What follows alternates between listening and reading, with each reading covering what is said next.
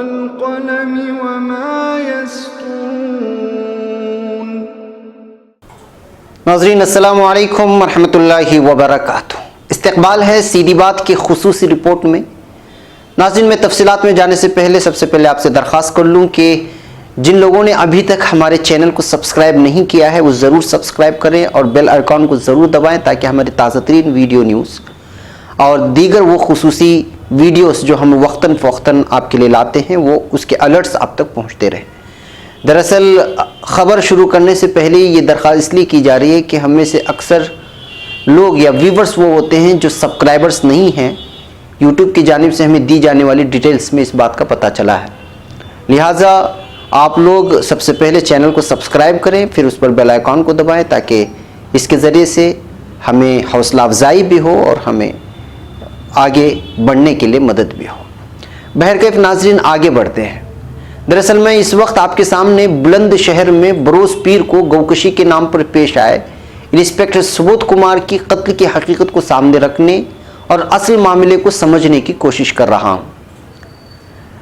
जैसा कि आप जानते हैं कि इस खबर को लेकर के आज तक मीडिया में कई तरह की खबरें आ रही हैं और नेशनल इंटरनेशनल मीडिया में इस खबर को बहुत ही ज़्यादा उछाला जा रहा है, उसको पेश किया जा रहा है क्योंकि एक पुलिस इंस्पेक्टर की मौत हुई है गौ के नाम पर। सबरंग इंडिया ने एक आर्टिकल शाये किया है जिसमें बताने की कोशिश की गई है कि दरअसल इंस्पेक्टर सुबोध कुमार को कत्ल करने के लिए बजरंग दल की जानिब से रची गई एक ऐसी साजिश थी, यानी मॉब लिंचिंग के जरिए एक मखसूस शख्स को निशाना बनाना असल मकसद था। सबरंग लिखता है कि सुबोध कुमार के कत्ल का अहम मुल्जिम योगेश राज जो कि बजरंग दल का मेंबर है और फिर दीगर कुछ मखसूस वो पोस्ट्स जो सोशल मीडिया में फैलाए गए थे, इससे साफ जाहिर होता है कि इस तशद्दुद के लिए आग भड़काई गई थी। ये बात अब सामने आई है कि बुलंदशहर की एमएलए डॉक्टर भोला सिंह को नवंबर 9 को एक शिकायतनामा लिखा गया था और वो शिकायतनामा बीजेपी और हिंदुत्व तंजीमों के अराकीन की जानिब से था। इसमें शिकायत की गई थी कि किस तरह सुबोध सिंह हिंदू धर्म के प्रोग्राम में अड़चने पैदा करने की कोशिश कर रहा है और उसकी वजह से अवाम उसके खिलाफ मुश्तइल हैं और नाराज हैं। ये नवंबर की बात थी।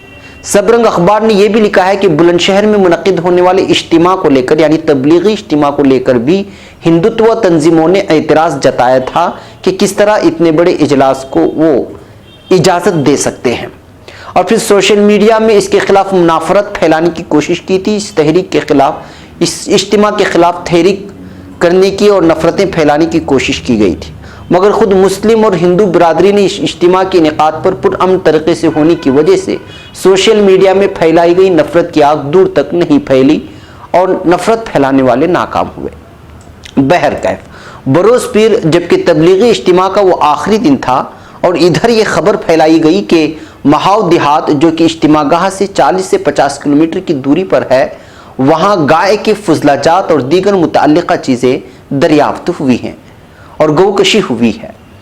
अखबार के मुताबिक एक मकामी देहात जो कि इस मैदान के बिलमुकाबिल एक मकामी इंसान जो कि एक मकामी देहाती जो कि इस मैदान के बिलमुकाबिल रहता था जहाँ पर गौ मिला था, गौ के कुछ फुजलाजात मिले थे, उसका हिस्सा मिला था। वो कहता है कि हमने किसी भी किस्म का गोश्त नहीं देखा उस मैदान में। पीर के दिन गोश्त और चीज़ें कहाँ से पहुँची ये सवाल अब भी बरकरार है। उस आदमी का ये भी कहना है कि किसी को भी ना गोश्त काटते हुए वहाँ देखा गया और ना ही किसी गाय की गुमशुदगी की बात सामने आई है। इसी अखबार के मुताबिक बीजेपी युवा मोर्चा सियाना के सदर अध्यक्ष ने पीर के दिन सुबह 6:30 बजे तमाम हिंदुत्व तंजीम के अराकीन को आरएसएस की शाखा जो कि इंदिरा गांधी कॉलेज के करीब है वहां मदऊ किया था। बहरकैफ पीर के दिन शुगर फील्ड में गाय के गोश्त मिलने की अफवाह के बाद साजिश के तहत लोग जमा होना शुरू हो गए और फिर तोड़ फोड़ मचाई गई, गाड़ियों को नजर आतिश किया गया। खबर सुनकर इंस्पेक्टर सुबोध कुमार वहां पहुंच गए और उन्होंने भीड़ से बार बार दरखास्त की कि वो छानबीन करेंगे और फिर खातियों को सजा दिलाएंगे, गिरफ्तार करेंगे, मगर ये बात सुनने के लिए कोई तैयार नहीं था, बल्कि इसका फायदा उठाकर कुछ लोग इंस्पेक्टर को निशाना बनाना चाहते थे। हालात मजीद बेकाबू होने लगे और आतिशजनी और पथराव का सिलसिला बढ़ने लगा तो इस बीच अचानक सुबोध कुमार को निशाना बनाया गया। इसके 32 बोर पिस्तौल को निकालकर दूर फेंक दिया गया। 3 सेलफोन जिसमें यूजी नंबर जो कि उत्तर प्रदेश पुलिस अफसरान को दिया जाता है उसको भी फेंक दिया गया और उसके सर पर रिवॉल्वर से निशाना बनाकर कत्ल कर दिया गया। दूसरे पुलिस अफसरान ने जख्मी सबूत कुमार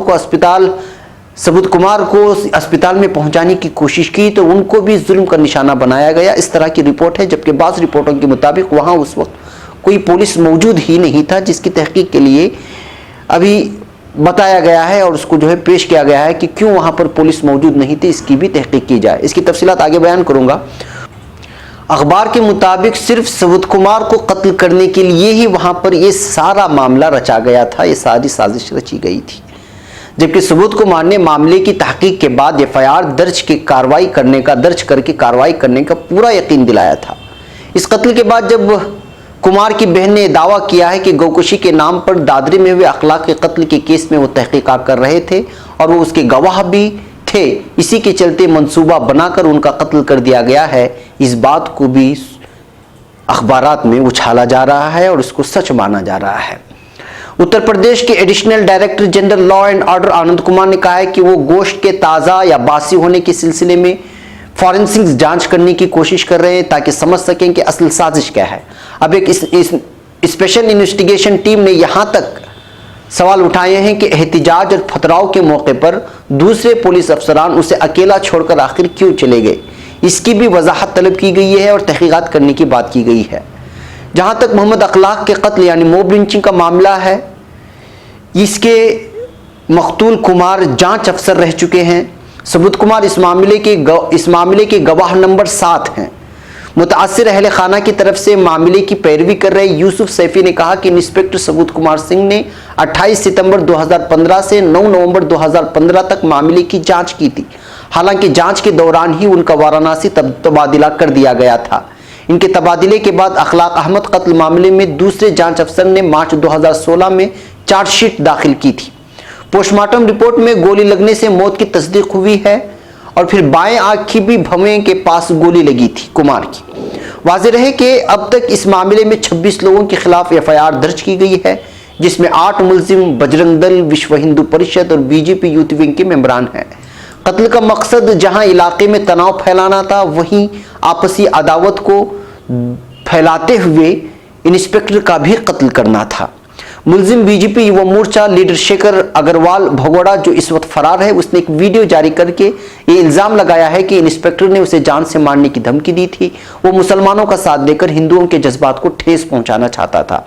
इसके अलावा योगेश राज, जो बजरंग दल का लीडर है भगोड़ा, इसने भी एक वीडियो जारी करके खुद को बेगुनाह साबित करने की कोशिश किया है। अभी ताज़ा तरीन खबर यह भी मिली है कि बुलंदशहर में आज एक बार फिर एक जख्मी बैल की तस्वीरें वायरल करके माहौल को खराब करने की कोशिश की गई, जबकि यहां पुलिस का सख्त पहरा बिठाया गया है।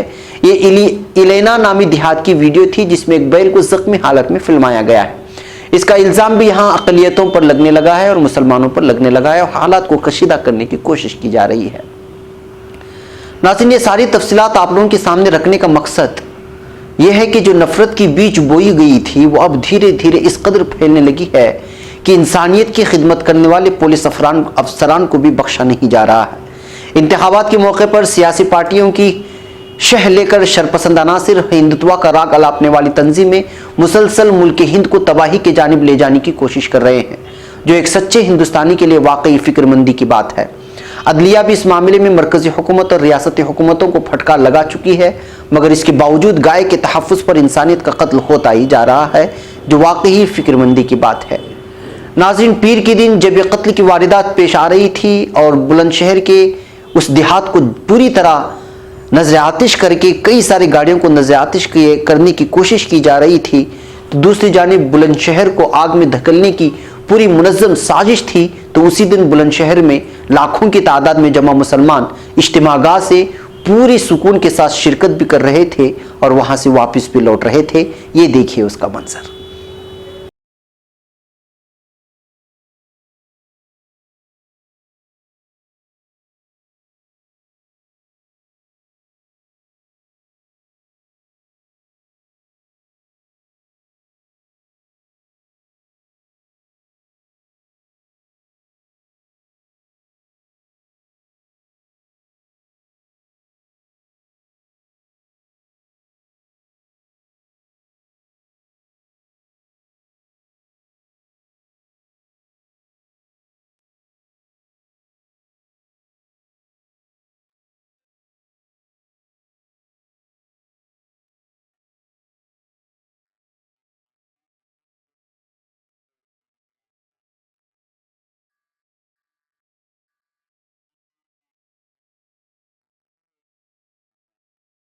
नून